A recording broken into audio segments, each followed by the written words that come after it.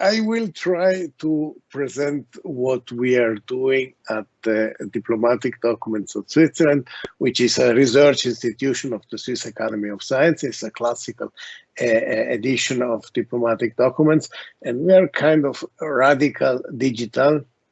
And then I will shortly present you the International Organization of Editors of Diplomatic Documents, because we have set there some kind of standards in order to be interconnected between editors, but it's not so easy, but I will show you.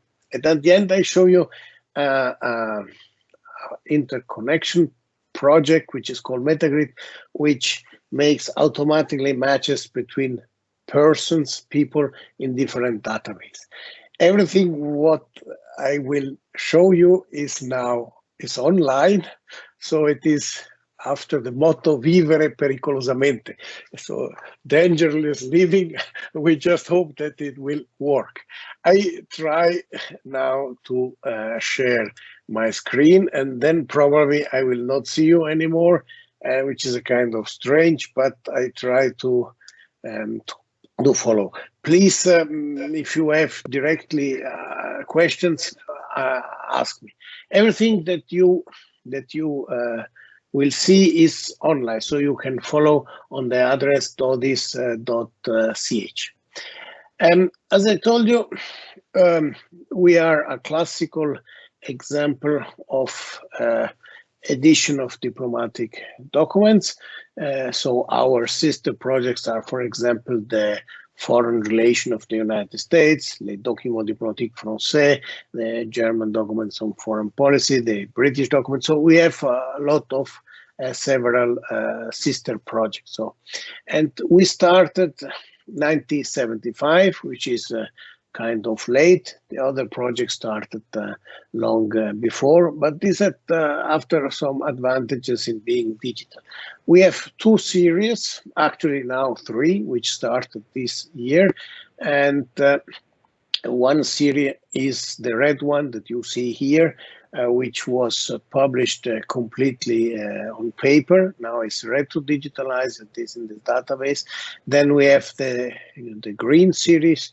The red series is 1848, the creation of modern Switzerland, until 1945, the end of World War II. And then we have the second series, Switzerland during Cold War, 1945 until 1989. And now the new series on the 90s. Now we can click here, and we are here on the presentation of the last volume that we presented in January, this January. So in Switzerland, we have the rule of the 30 years. The documents are closed in the archive for 30 years, and after 30 years, they are open. So when the archives went up in January, we presented the volume on 1990.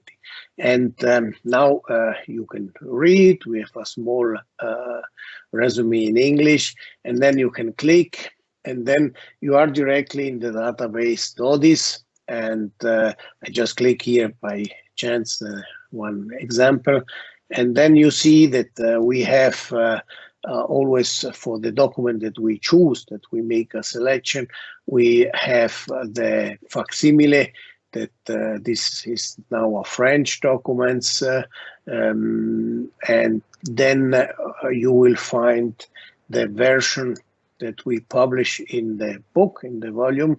So here is the version as a PDF, and then you see that there are the footnotes, and you see the link, which are very important because they are the connection to the other documents of the database. So everything is radical conceived digitally, and we do it digital first, and then we publish the volume because it's traditional, because it's nice to have the volume.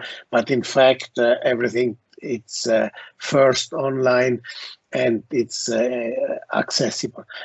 I can make you an example. You have here something which is quote, I don't know, then you can go in the footnotes, and then for example, here it's written that note correspondent of the Ministry of Foreign Affairs is published there.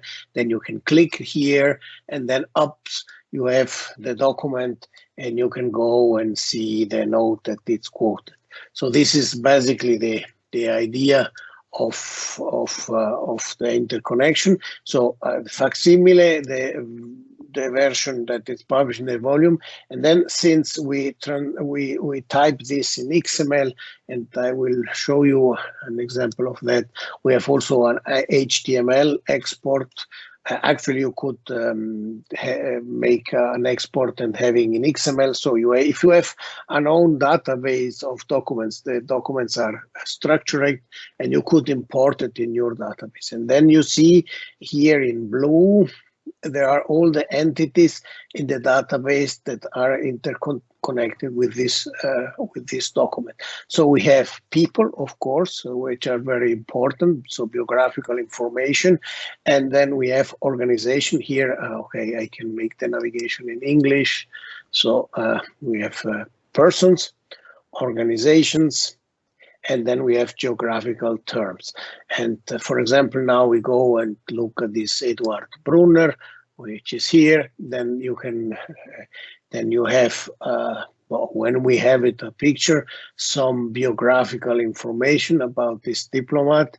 Then we had the personal files of him, so we could get a high density of information about him. And then we have here his career, different step of career, and at the end, this is an important person. He was Secretary of State, and so you can scroll through his career and look the several stages of his career.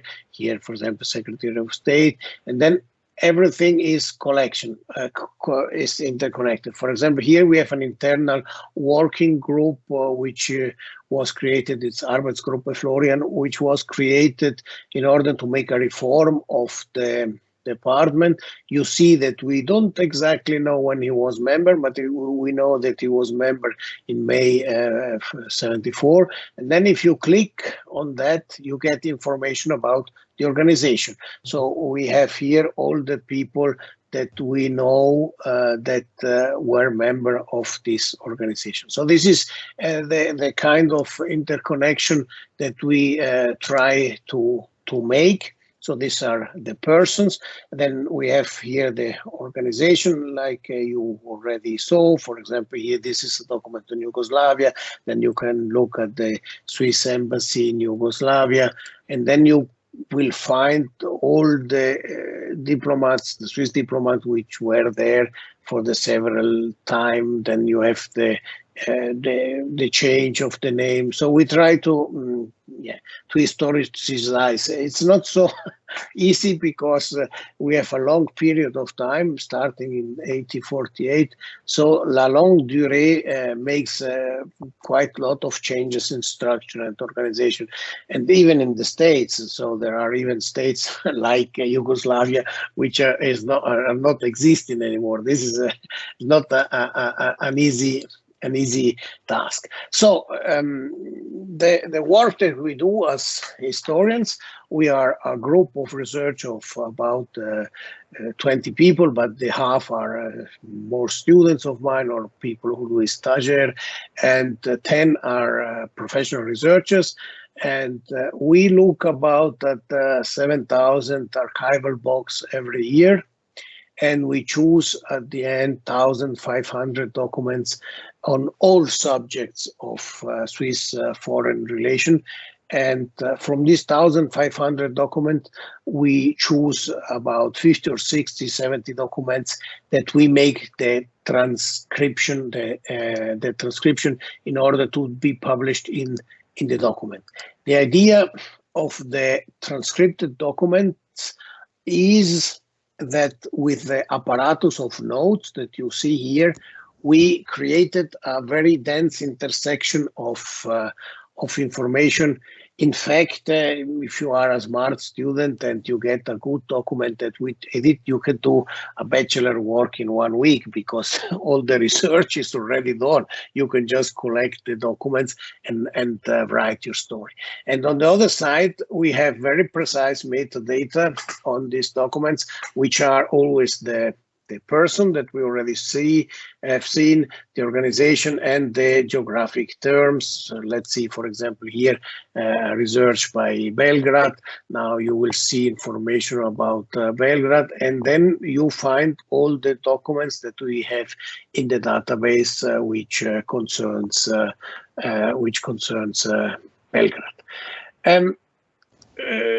I have here, this is the documents that I show you. We published also books, historical books, and we have also a review which is called Saggi di Dodis. And now I show you an example. This was a master student of mine at University of Bern, and he wrote the story of the diplomatic practice of taking the ambassador home as a sign of protest. And this is a very interesting subject. So you have the article here, and then you have the footnotes. This is historiography. This is not edition of documents. But, for example, here he quotes rapport politique, blah, blah, blah. And then you can click on the link and bam, you are there and you have the document. So I always say that the publication that we make in historiographical meaning are the continuation of the database with other means. So this is the review, Saggi di Dodis, which is open for contribution, which have documents in the database. And here I show you an example of the International Committee of Editors of Diplomatic Documents. This was a present that we made for the German colleagues in 1989 in order to remember the fall of the Berlin Wall. And this edition, which is kind of something new, because it was the first time that I know that more countries worked together in order to make an edition of diplomatic documents, which were Austria, Canada, Germany, Israel, Netherlands, Poland, Russia, Switzerland, Turkey, United Kingdom, and the United States. And this is a normal publication. We have here, for example, I don't know, let's see a document from Poland. So you can go here. And this is already the database. I wanted to show here is the book, and this is a normal book. For example, you see here this memorandum, and we have it translated into English where it was not English. So you find it like there. And then you can, for example, this is a Polish documents. You can click here, and then boom, you are in the database. And in the database, you find the facsimile of the Polish document that, of course, I'm not able to read.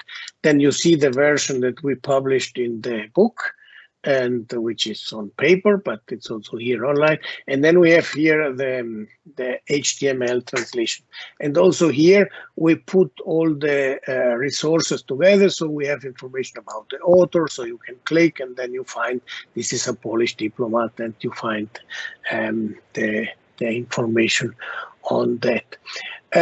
How we make, if you go here, how we make this translation. So we have now, I show you the inside of the database.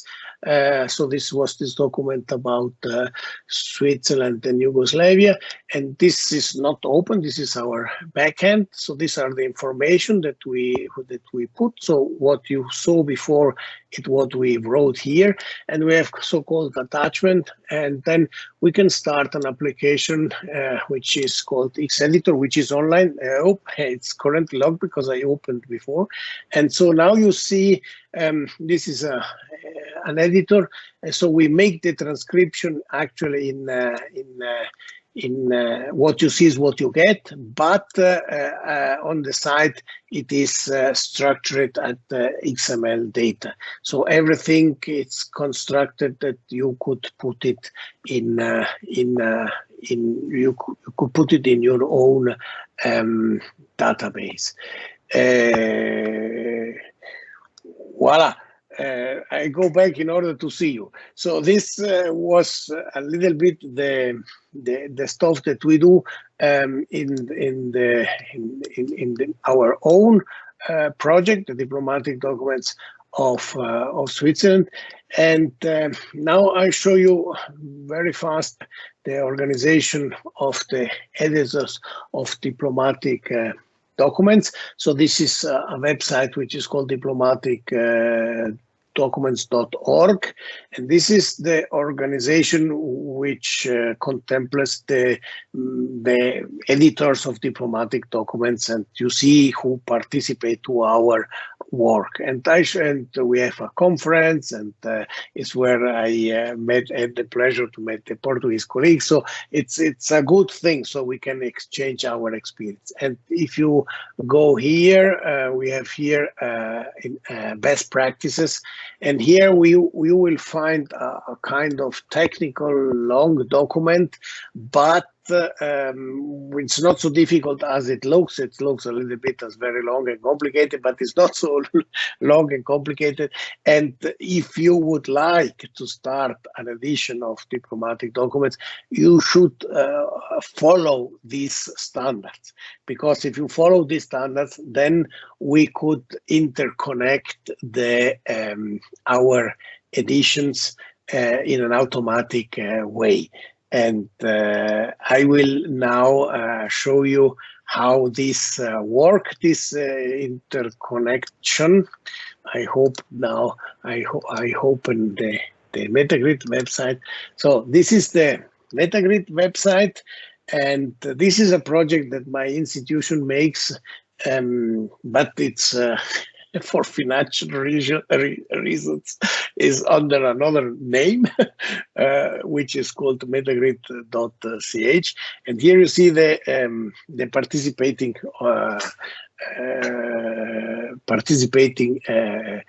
projects and database on that project. And I'll show you, this is, for example, the historical dictionary of Switzerland. I show you here the example of Friedrich Tauto Daelen. I will show you then a concrete example. And then you see web links powered by Metagrid. And this section here is done automatically. So it's not the dictionary, the Swiss dictionary, which has done this, but it's Metagrid and put it there. And which means when you click here, you come now to, this is the archival for the history of the rural people of Switzerland. Then you have information and the archival information. And here you see that you find automatically Metagrid. Other information are provided by Metagrid. And if you click here, for example, you have an automatic link on this is now the biography of the Swiss parliament, because this guy was also parliamentary, and then you find all the information. And what is interesting for you is that all this participating organization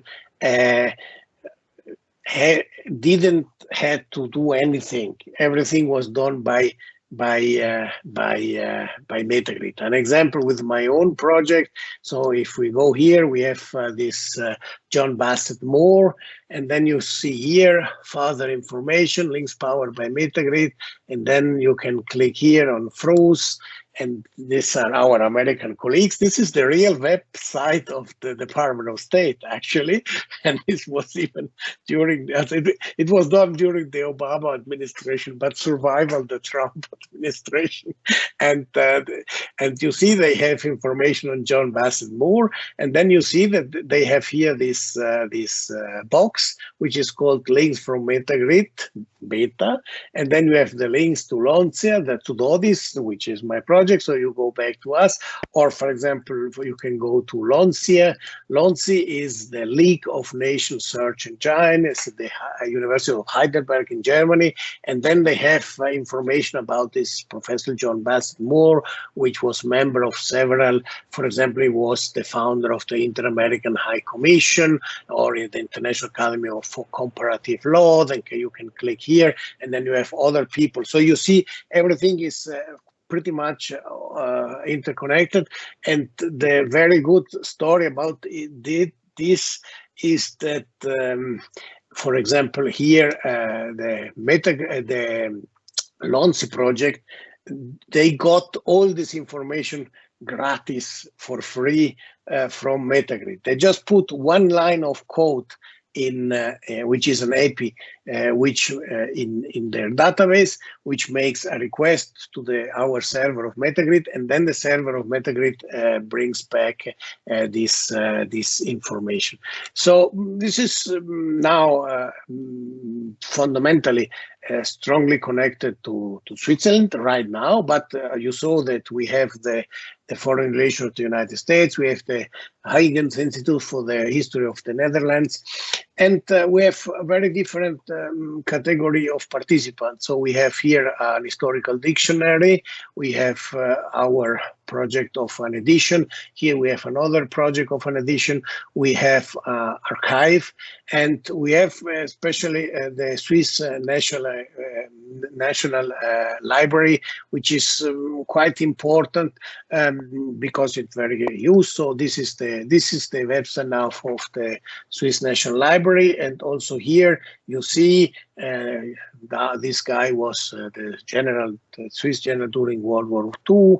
And you have information about him, and this on the website of the Swiss National Library. You have links powered by Metagrid, and then you have the link to the historical dictionary of Switzerland. So you see the story of this, and if you go here, you see the link to the diplomatic documents of Switzerland. So you go back, and we are bound in our database, and we have the original sources that he wrote. As a general. And now I show you the last thing. I show how this work behind. And but if you have a question, please ask. I'm kind of multitasking. Allora, I try X editor. Where is that now? Wait, I have to close this kind of stuff.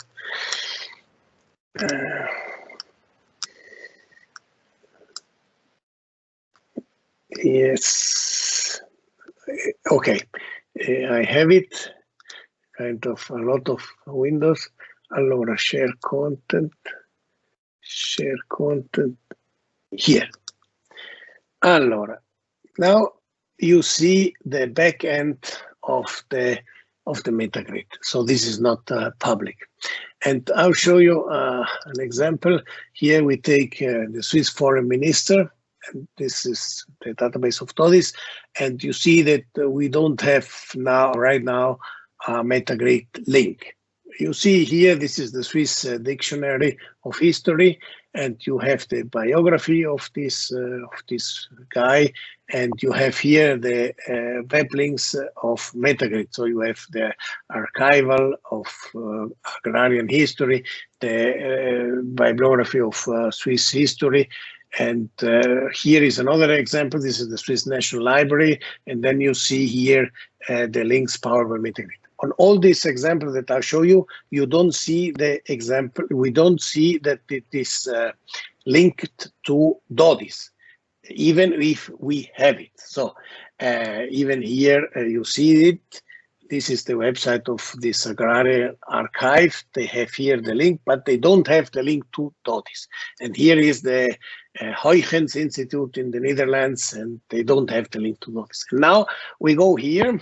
And now I have already typed, but I can show you how it works in reality. So if we search Vanden, we have an enormity of people.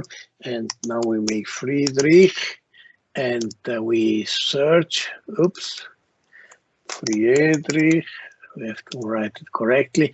And then we see here three set of concordance. The first is another Friedrich Gustav, and we see this guy was born in 1745, so it cannot be the good one. And then we see here there are a family of concordance, which is Friedrich Traugott Wahlen, and everybody has a little bit different information, but you see that they belongs there. And then the machine automatically propose us a match with this Friedrich Traugott Wahlen, which is in my database in DODIS. And now I can just click here, and then I click here because I want to put it together. And now I have it here, and I can control this. Actually, I should go there and look if this is the real person, yes, no. And then I make, and I say, yes, I made a concordance. So now you see that the DODIS database, the DODIS dataset here is now integrated in this concordance. If we go back now to our website, and now I make a refresh, you see that we have now all the links automatically provided by the MetaGrid. And if we now go to the, if you remember here, there is no link to DODIS. This is the data. This is the database of the Swiss Historical Dictionary. No links to DODIS. But if I now do a refresh, you see Diplomatische Dokumente der Schweiz, because we have connected there. And the same is here. This is the archival of agraric history. They don't have the link to DODIS right now, but we have done it because this is the old one. Now I have done, I do a refresh, and you see that now we have the DODIS link here. And the same would be for the Heuchens that I showed you before, and other resources. So this MetaGrid service is much loved by the participating databases, because they don't do a lot of work, and they get a lot of matches which are interconnected with other projects. So you get a better database without having really to work. How does this work? You find information on the website of MetaGrid. There is a code of conduct, because actually if you would like to participate, you should also sometimes look at your matches. So you have to bring your matches inside. And you have here also a search tool in order that you can do this stuff. On a technical point of view, what we actually do is we crawl the participating projects.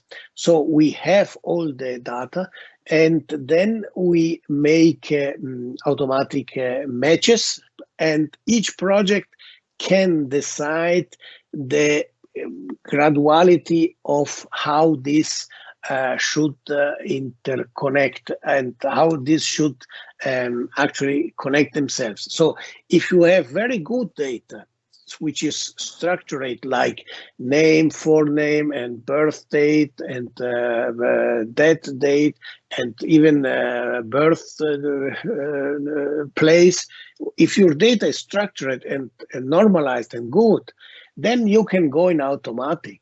And because you can be sure that the matches that you will have are of a very high quality, even in automatic. If your data is not very good structured, then it would be a better guess that you make a little bit a lesser automatic degree and a more manual. And then if you have data which really match, is done by automatic. And otherwise, you have to do it by hand and look and try to match this. So we speak about a semi-automatic matching, and you have the freedom then to decide how precise you want to make this interconnection. So I think my time is finished, and I'm here for questions if you want. Sacha, thank you very much. Maybe we can go to the other presentation and then join the questions together, if that's okay. Veerle and Myke, I believe you are in the room. Yes. Hello. Yes. Hello. Hi. Hi, Myke. I just have to apologise. There's construction work going on below my apartment, and so if it's very noisy from my end, but we'll hope for the best. Okay, so Veerle is also here. Oh, yes. I see you. Okay, hello. Yeah, I'm there too. So, okay, so Veerle, Daelen and Myke Bryant are going to present the European Holocaust research infrastructure in dialogue with the archives and projects on sustainable publishing of metadata on Holocaust sources. Veerle Daelen is Deputy General Director and Director of Collections and Research at Caserna d'Ossine, which is also a memorial museum, I believe, yes, and in Belgium, and coordinates data identification and integration activities for the ARI 3 project. Myke Bryant is a research associated at King's College London, and is involved with technical development and data management for the ARI project, which I believe has several phases. So I give you the floor, is yours. Let's try not to speak more than 20-25 minutes, so we have time for discussion. Thank you. Okay, great. Myke, is it possible for you to share the PowerPoint we prepared? You're muted. I cannot hear you. I will try, but I've been having some technical issues with Teams, so let me. Yeah, because otherwise I can try it from Google as well, but I've not done that before. We're not too experienced with Teams, I'm afraid. Can anyone see anything here? No, we're seeing a black screen for now. Oh dear. I'll try again, but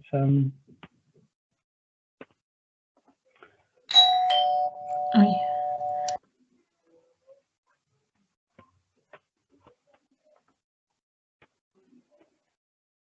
I'm going to try and upload our presentation and hope that works.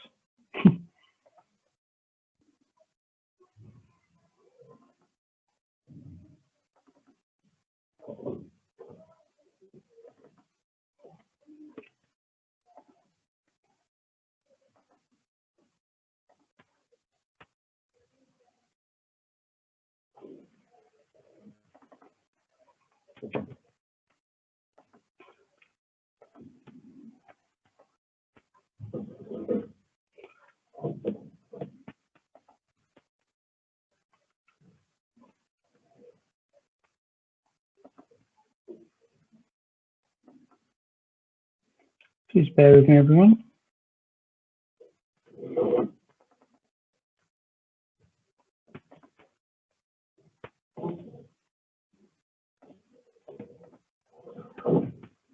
Have we shared anything? See, you still oh.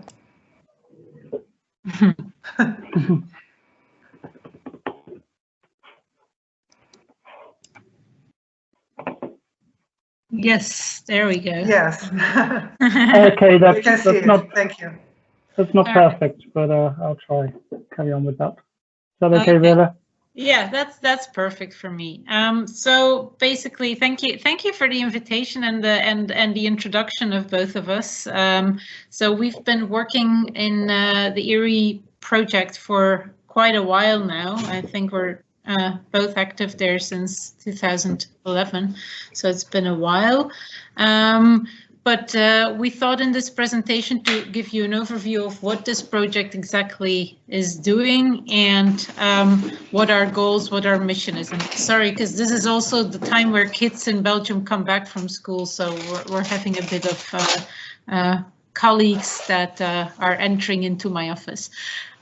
So our mission is really to overcome the fragmentation of Holocaust resources, to kind of bring together all types of documentation that exists, the projects that work on it, the aggregators that work on them, and bring that all together, because otherwise finding information about the Holocaust can be extremely difficult because it's scattered throughout the world in various types of archives, and it's quite difficult to have a full overview. So in contrast to other projects that have worked on the Holocaust on a general scale like USHMM or Yad Vashem, which have collected sources and brought them together physically in copies and in originals, what ERI does is to provide information about the metadata, so the descriptions of the sources, so that people can actually find them and know where to find the information. And in such a way, we hope that Holocaust studies can be supported, that it supports research, commemoration, education, but also the digital transformations that we're currently seeing, that we can help Holocaust studies to be really informed and with the group of archives who have access to these novel ways of opening up information and documents. The why, I already mentioned that it's because there's so much transnational part in it.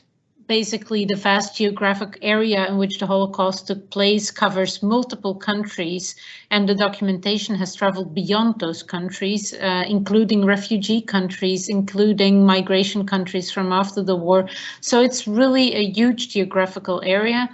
There's interdisciplinarity, variety of those who preserve and those who study and use the sources. So the social relevance of this history today is also important to us. And so what we're doing is we are trying out novel methodologies, methods for the sources, and we connect the people who work with them, the people who preserve them, the people who open them up, the people who do the research on them, and in that way we enhance Holocaust research. So then we can scroll a bit further to kind of look into our portal. The map there gives, that Myke just scrolled by, gives you an indication of where all those archives are. And obviously there's a big attention for Europe. You can see that the area where it happened translates into more archives. Over 2,200 archival institutions are in the portal currently, and they are across 59 different countries.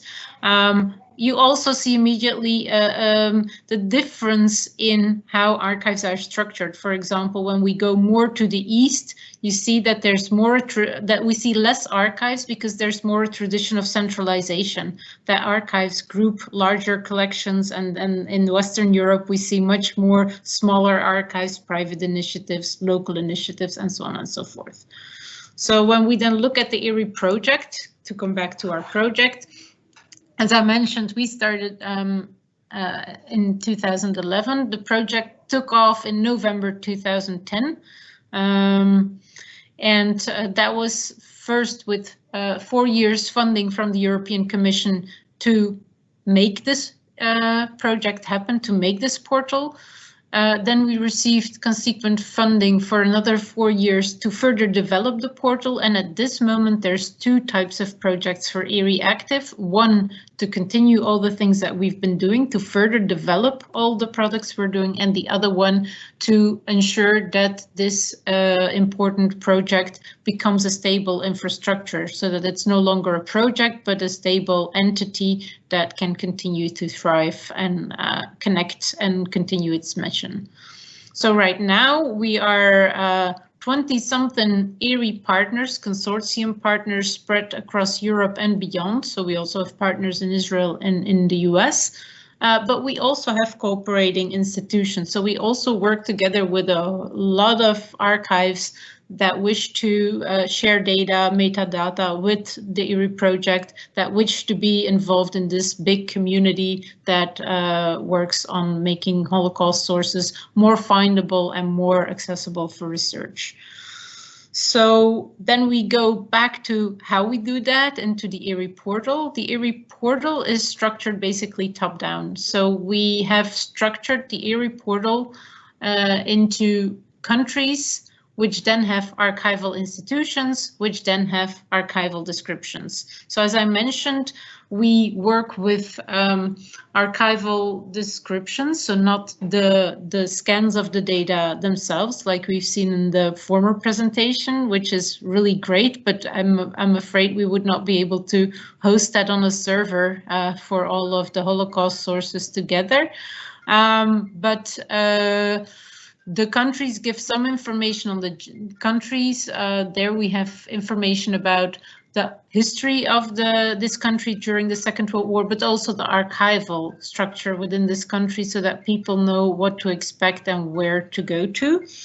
And then we also give information on how IRI has worked in the portal, so that you basically then have the information like what has IRI already done in this country, what still needs to be done. So the archival institutions, that's a very broad definition. So it's private archives as well as national archives, city archives, and so on and so forth. And the descriptions, we always ask for the top level descriptions. So what people call fonts, record groups, and so on and so forth.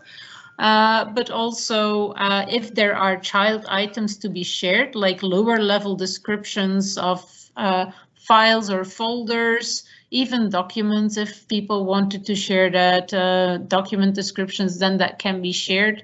Very often these descriptions include links to the archives themselves, so that the digital representation of the archives can be accessed by just a simple click from the IRI portal to the project itself or the archive who opens up and preserves the sources. So in that sense, we're basically a route planner for Holocaust research and looking into ways to continuously improve this and advance this. Now, how have we done this in the past? Because it's always nice and neat to see digital projects, but you always, and we all know that with the pandemic now, it's all nice and well to connect online or in a digital way or via email, but very often you come to the easiest ways to find a common language and to have people enthused also to step into a digital project when you actually meet in person. And so our IRI data identification and integration work has been carried out by people who are part of our consortium, by local experts whom we hire for this, and also with the institutions who actually preserve the sources. So if you could scroll down a little, Myke, then you have these, photos from a long time ago when we could still meet in person and be in groups and interconnect and then exchange, like, what are your data like? How are you preserving them? What should we do to make this happen in different settings? So I gave two photos, one from a Ukraine workshop and one from a Greek workshop, and those two archival situations in both countries were completely different. So we had to explore different ways and methods to work with it. And this portal from the European Holocaust Research Infrastructure has been launched in 2015, and since then has been a growing resource. What we've seen ourselves confronted with is the heterogeneity and the subjectivity of archival sciences, of different types of finding aids according to the mission and the history of the sources and the institutions that preserve them. And you already see that visually when you give I give there 3 different finding aids from 3 institutions, and immediately already visually you see that they're structured differently. There's also, even though there is the ICA and the different standards, various interpretations of fields. They always leave it open to, some fields are still open for interpretation And when humans are working, on the contrary to computers, there's always the chance that somebody sees it a little differently than his or her colleague. And so there's the need also to contextualize and to be flexible. It's not like making a library catalog, it's much more complex, as we all know. So if we then scroll down a little further, Myke, then I think it's up to you to kind of explain how we've dealt then with bringing all this diversity into one portal. So I'm happy to hand the floor over to you, Myke. Yeah, thanks, Veerle. Can you nod if you can hear me properly, Veerle? Excuse me? Can you hear me? Yeah. Great. We hear you fine. Yeah, it's a hostile environment for presenting in here today. So yeah, this is a slide that just says there are sort of 4 levels of quality for how we can get data into the ERI portal from different data providers around the world. So the first one is obviously to manually enter their data into our portal backend. This is something that would be quite useful if, for example, there were institutions that barely have any digital infrastructure already in terms of databases, or if a collection is small or manageable in that way. Number 2 here is probably how the single largest way we get data into the portal, and that is when we obtain a spreadsheet or some XML documents. We then do some, dedicated technical work to convert it into a different format, which I'll talk about later, like EAD. And this is obviously much faster if you have a large amount of data, but it's difficult to sustain that, and it leads to the potential for data to get out of date, because you have to keep repeating this export process, convert it into a different thing, and then import it. Number 3 is we're getting good now. We're getting to a point where we have a sort of sustainable data source, and that's when we can, our institutions can, they can export structured descriptions in an XML format, and they can also do that in a way that we can automatically download or harvest the data from them and import it into our systems.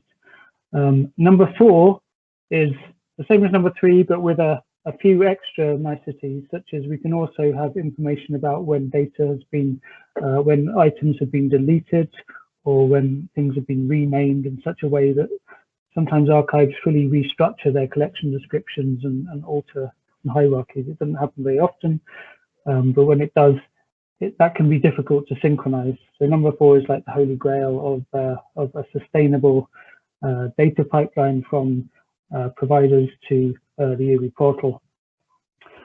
So this is just a bit about the general process. The first step where we're really concerned about is to encode collection descriptions, preferably hierarchical collection descriptions, in a way that is machine readable. The second step is to publish them somehow, typically so they're accessible over the internet, in a way that can be automatically managed and downloaded. We then download those descriptions. We'll then conduct any sort of alignment or modification that's necessary. Usually, and I'll talk about this in a sec, it is necessary to alter the metadata in some way to align the different fields semantically or otherwise, so that it's compatible with our system. And we then import it into the ERI portal, where it's sort of indexed and able to be searched, and importantly, able to be connected with other descriptions in the ERI portal. If, for example, they have a relationship of provenance or share subject terms and so on. So you may well be aware of some of the standards that are involved here. Perhaps the big one is the General International Standard for Archival Description, the ISAG. That is a conceptual standard, so it tells you for a typical archival description, it will have a certain set of fields. Most of them are optional, but the fact that they are sort of laid out in a particular way shows archivists what data they can think about providing and how typically to structure a description. We then have the encoded archival description, which is an XML document, which is very heavily based on the ISEDG, but an XML rendering of that. And then we've got some publication and harvesting formats, which one of them is called the Protocol for Metadata Harvesting, and another newer one that's called a resource sync. I won't go into too much into those today because they're a bit technical. So this is what an EAD document can look like. It's EAD, the first version was released in 1998, but I think I read it. It comes from, started in 1993, which is the same time as HTML, which we know and love also. So it's quite a historic metadata format. As you can see on this one, you can see sort of we've got a title, we've got some notes, some fields about origination, the extent, and so on. And this is also related to a few other metadata formats. There's the encoded archival context, which describes people, corporate bodies, and families, and so on. And encoded archival guide, which is slightly less used, sort of institutions, and so on. EAD was last updated 2015, but the most common version in use is this 2002, and that I haven't seen much take up of EAD 3 yet. So EAD is extremely flexible. I think it was designed to encompass quite a wide range of descriptive styles. And it has this characteristic where it's sort of it's very much a document format in terms that it can handle formatting, much like you would with HTML. So you can say that in bold, italic, and so on, as well as sort of more database-like elements, database-like metadata. And this makes it a bit of a hybrid metadata format.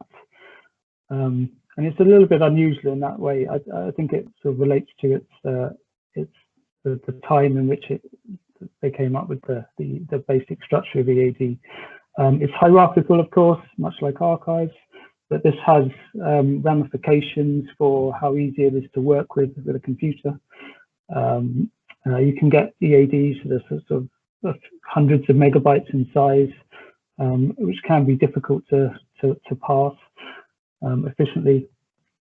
And it doesn't have the facility, it's got very limited facility to do what they do now in the semantic web, which is to make sort of unambiguous references to sort of things outside of the archival context, as it were.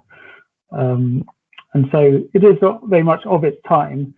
But the result of this is that if you get two different EAD files from different institutions that were, people created just by reading the specifications, the chances are it's very difficult to make them compatible with each other, or compatible as we need it to be when we actually want a more or less consistent result in the EAD portal. So that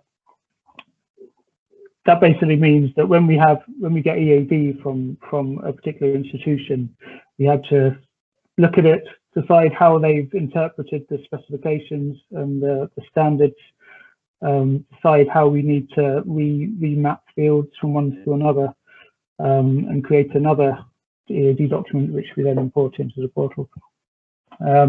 Just quickly, briefly on the publishing standards, because we're out of time, I see. There are two publishing standards. This OAA PMH is fairly commonly used, and but this resource sync is a rather newer thing.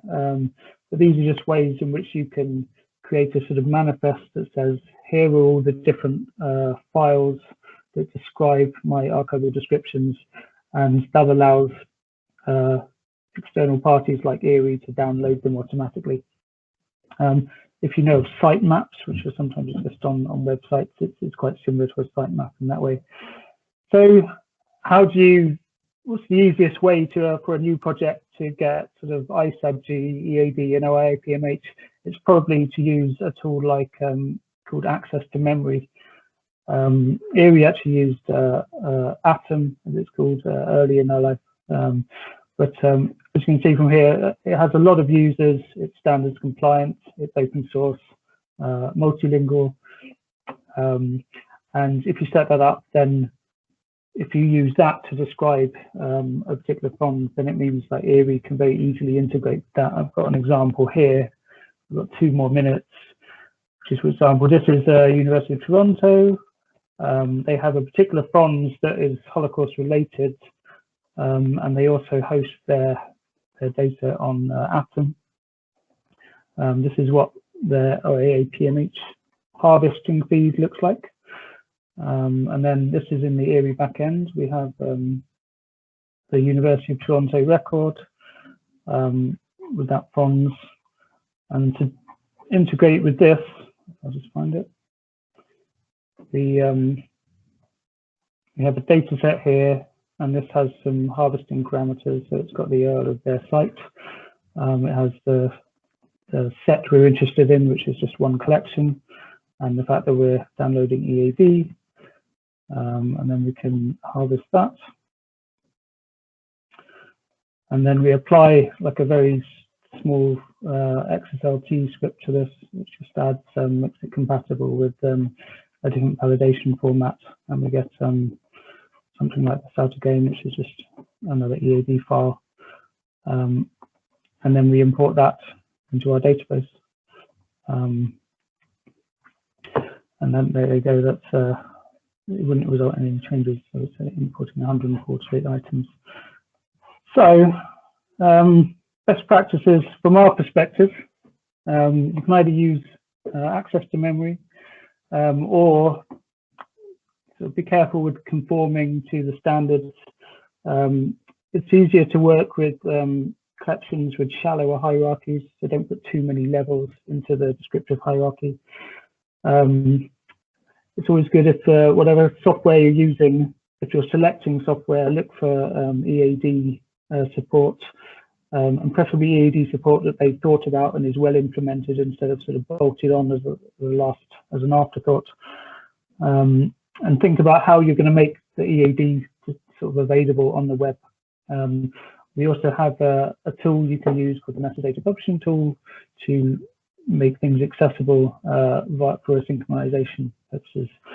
And I hope that's made sense.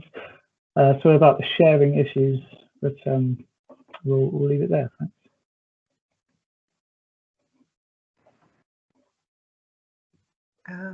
Thank you. Did you finish? Thank you for your presentation, Myke and Veerle. Margarida, what do you think? Shall we do a break now and leave the discussion after Danielle speaks, or go straight to the discussion? I prefer to go straight to the discussion because we are making a break and then the thoughts vanished, I think. But okay, I think Veerle is with me in this position. No? Yes. Okay, so I think it's better because they are a very important presentations, and we have many things to think and then to understand a little better. So I give the floor to anyone who wants to make a question. So I would like to know, and this is a question for Sacha, Zala, that is, MetaGrid is available for us to, in what sense we can apply to be a member or a content provider of the MetaGrid, or the DODIs, or both, or I didn't understand quite well. We have several possibilities? The answer is yes, you can participate, and there are fundamentally two kinds of participants. There are active participants, which contact us and that we help them, and we try to we travel the information, make the matches, and then we have only to put one line in your website, and this line is what makes the request, and is saying, hi, I am the person that and that, do you have matches in Metagrid, and comes back. This is the one system which is the best because it's between colleagues. Then we have participants which are not active, like Wikipedia. Wikipedia, it's interesting because because it is participative, of course, but they won't actually decide themselves it's a complicated story, but they don't make a lot of links outside, actually.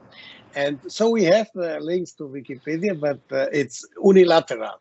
So we do it by them. And then there are sometimes also links to us, especially where we have the stuff. But Wikipedia is an interesting case. So for you, means that if you go to the website of Metagrid and look the good practice, and if you have good structured data, which for person is name, forename, and the birth date, then it works like magic, and it works in automatic.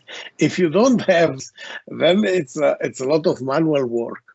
So this is the point. But a lot of people started because, well, it's kind of complicated because Metagrid is radical federalistic. So we are not centralized and we don't accept authorities.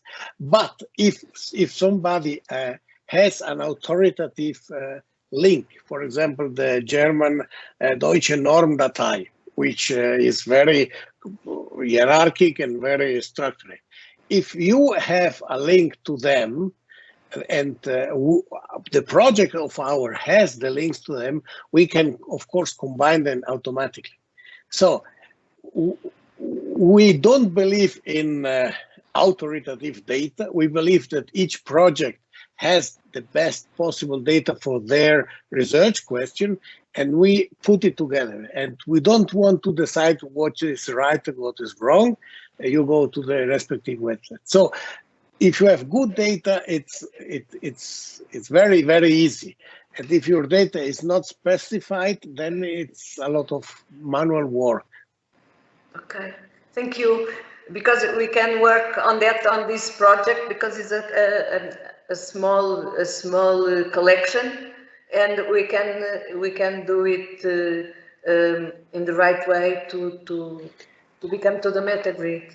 Thank you very much. I saw, if you allow me, some PDF of the documents that you have. And normally, because they apply to a visa, the data that you have is very good, actually, yes. Because you find the information. But you have to know this is the forename, this is the family name, this is the birthday. You can try to automatize. But the point is, if you put it in your database, structure it, it's very easy. And okay.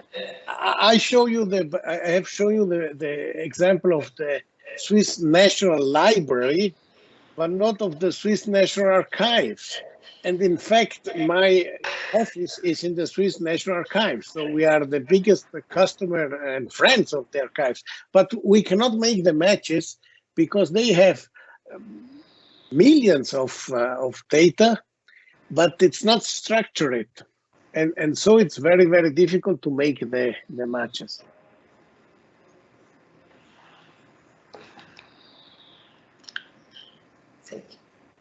Thank you.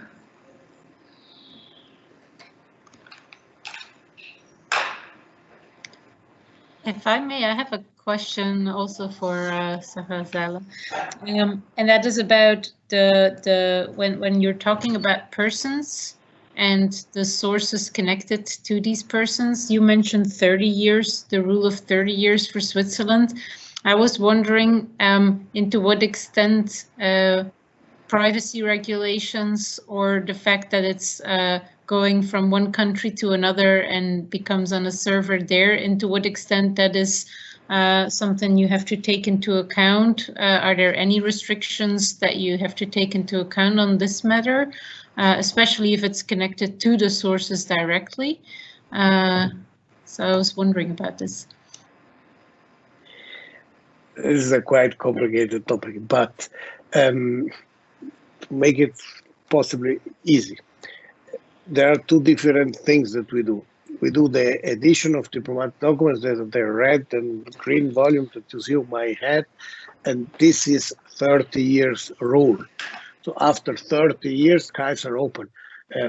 Until then, the archives is not open. So I am a researcher at university. I don't see the thing.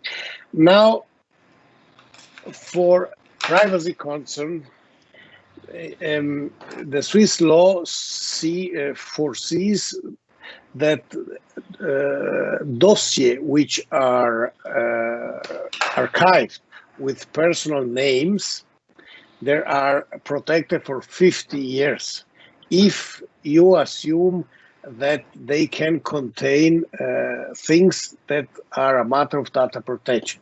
And in Switzerland, this means information about your health, about your sexual orientation, about your political stuff, and if you were in a trial or in a jail. This is kind of protected 3 years after death.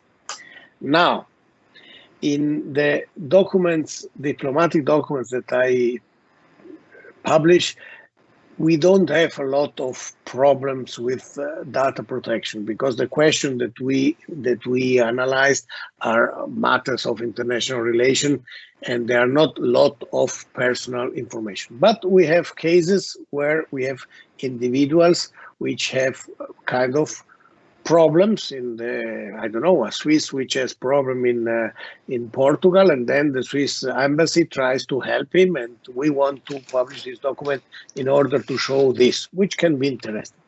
Now, I set up a policy. We have 3 degrees of protection. And the first degrees of protection is what I call the no robot. The Google and the other engines, research engine, has a code of conduct, and they say if you put a HTML tag in your data, we don't show it in Google. And this is for us very easy, because if we think this could be a matter of privacy, we just put the non-robot. But if you go in our database and you make the research with this personal name, you will find it. So you don't find it in Google, but you find it in our specific database. And personally, I think this is quite genial, because 99.999% of problems that you could get are coming from Google, because the people put the name there and then they come to our database. I don't think that people that are not devoted to historical research really comes to our database. So in this kind of no-robot protection is the first level of protection, and this doesn't cause me a lot of pain, because the data that we have in the database is still accurate, correct, and has historical integrity. The second level of protection is that in case that we think that a person is not relevant for contemporary history, so it is just an individual, and we think that this could be a matter of personal data, we just don't index it. So it's not indexed, and if it's not indexed, you will not find it, not in Google, of course, but also not in our database. And the third level is that the government, or the Swiss National Archives, don't give me the access, and then I don't have the access, and I don't know what inside. But in such cases, I invented the negative bibliography. So we publish in the volume a bibliography of all the files or the dossier, the archival records that we would have liked to make research, but we couldn't. And this list is very strong from a point of view of research because make pressure. And for example, stuff that I couldn't see 10 years ago, I ask it another time and say 10 years ago I couldn't see it and now I can see it. So for me it's important. I'm a researcher. I have to follow the law. I cannot go against the law. But the historical accuracy means that I have to report if I was not able to see something that I would like to see. And if I don't see it, I put it on my negative bibliography. And this negative bibliography was a very good idea because the departments think before they make censorship because they don't like to see themselves in the list. So this is my policy. Thank you. Hello, hello everyone. My name is Veerle. I'm an archivist here in Diplomatic Archive, and I would like to ask to Michael or Veerle about the indexed information. We saw you have controlled lists in your website, and you talked about somewhere in the process the documents are indexed. So I would like to know if that work is made with us, with when we have to, when we describe the documents, we have to index it, or if it's made by you when the information is already on your site. Yes, so we import information into the ERI portal and then we index it. We don't do what's called federated search when you centralize and then you ask someone else's website for information and get that back. Is that what the main question?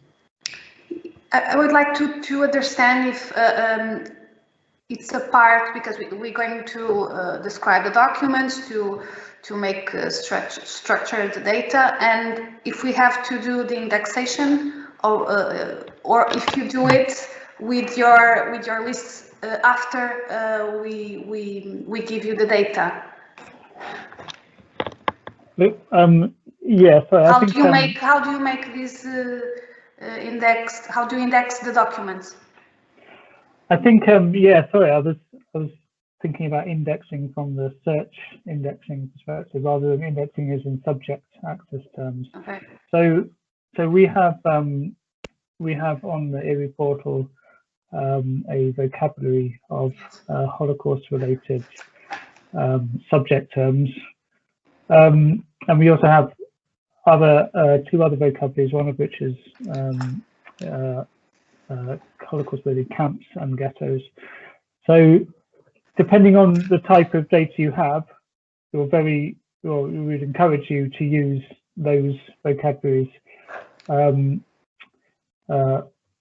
if the data is suitable, really. Obviously, if you can't, or you have a more general thing that isn't specific to the Holocaust, then obviously this is to use something like some other controlled vocabulary, like Library of Congress or something like that. But yeah, all our vocabularies which we do have are available to download as RDF, so they're in SCOS format. These are available on the portal at the moment. So it's always a bit tricky to integrate controlled vocabularies across different data sets. Obviously, using the same vocabularies makes it drastically easier when it does come to sort of putting one database into another, as it were. And I'll explain this very well because this is one of the areas where we've had most problems. If a particular institution will use their own internal controlled vocabulary, and then we get the data, and then it's trying to take their subject access terms and match them onto our ones within the portal, so we can actually sort of index multiple institutions' data in the same way. This has always been tricky. I think we've made a lot of progress on it in the last phase of the project, but there's still more work to do. And at the moment, that's kind of an offline process. Does that make sense? So we import data, and then it's not indexed by subject term, except from if you use it for search. It's a slightly different distinction of sort of search indexing versus sort of traditional subject access term indexing. But yeah, this is one of the more challenging parts. And so what we do now is import data and then do an analysis of how we can index those terms with others in the database, and then do that offline, as it were. So at the moment, we have within the OMI portal a certain percentage of institutions have their material indexed to our controlled vocabulary, and some of them don't. So what we would do is import some data from a particular institution, and then have to figure out how we can align that semantically. And it is a difficult process, and it's a difficult process to do in a fully automated way. We've written some papers about this, but obviously it's a lot easier if you do use particular controlled vocabularies, and if you're doing something Holocaust related, like many of the institutions in our thing, then we have a whole multilingual vocabulary of terms ready to use. Yes. Okay. Thank you for your answer. Yeah, if I can also pick up on how the different ways people have been using it. We have authored descriptions straight into the ERI portal, or have given this possibility to certain institutions if they do not have any means themselves. So they have been able to use all the controlled vocabularies that we have in the portal. Also, smaller institutions which did not have any from whose end that is, but there's no sound here extra, despite it's, I don't know what it's happened. So in any case, there's smaller institutions or institutions who are, as Myke mentioned, do not have specific Holocaust related knowledge, and everybody then is happy to use the vocabularies that we have developed, and that obviously helps if that is integrated to make the connection very easily once the data come into the portal. And otherwise, as Myke mentioned, we have explored several things. If we, for example, make a selection on which collections we would like to have into the ERI portal, then we often look into the thesaurus and the keywords that have been used, and then we can match them with our own thesaurus as well. So there's various possibilities, because obviously there's a lot of variety out there being used by the various projects, and we try to accommodate it as much as possible. And for those who are not connected or who have not used the ERI thesaurus at all, in the searches that people do, they can do full text searches, and in that way still find whatever they are looking for, even if the term or the word itself is not necessarily in the description indicated as a keyword to be connected to, right, Myke? I don't think anything wrong. Yeah, no, this is a bit difficult to describe, but yeah, the access points, they go into the database, so they're there for search purposes as a textual field, but it's only later that we do the integrating them in the database sense with other access points. This is kind of hard to describe, but it's a bit of a trade-off we had to make, really, because we don't like to guess that one thing is the same as another until we've actually done an analysis. And then the other wrinkle is that we have a lot of multilingual content, so often have access points in Russian or German or Czech, and yeah, this is a bit more difficult to sort of connect up more than if you just had sort of one language and one database. You can say, is this term exactly the same as another one? That's fine. Yeah. So yeah, I hope that this is one of the more difficult things to describe, and it's probably one of the most challenging parts of this project is the integration of access points in a way that an archivist would expect them to be integrated. But it does get difficult when you're dealing with so many different styles of description and linking. So, for example, USHMM and Yad Vashem, one of our two biggest aggregators of Holocaust-related material, they have very particular hierarchical styles of putting access points and subject keywords on their material, and that is also one that's very difficult to fit into the way that we typically connect material. So yeah, it's a work in progress, as it were, but yeah, it's something we hope will become easier as we gain more experience into it. Okay. Because also the one thing I need to mention maybe as well is that ERI does not alter what the archive who preserves the sources says about them, because that's so context sensitive. What is indexed in a certain place and time as resistance might as well be indexed as terrorist attacks or terrorist actions in another time and place. So ERI is not going to kind of judge on this. Yeah, we like to think as archivists as objective people, but it's always in a context. There's always subjectivity. So I think what was mentioned in the first presentation as well about the changing borders, countries, names of cities, that is less open for discussion. That can be tricky, but it's a place with different names is more easy to kind of put together. But it's also very interesting to see how also creators of archival sources are coming matched in this way by merging all these different informations into the. Yes, thank you. And I would like to talk to Sacha, Zala, because it's kind of related to, you talked about structured data and data archive, especially the documentation we are going to digitize. It has that kind of vibe. And what you mean by structured data is like this kind of data of the thesaurus.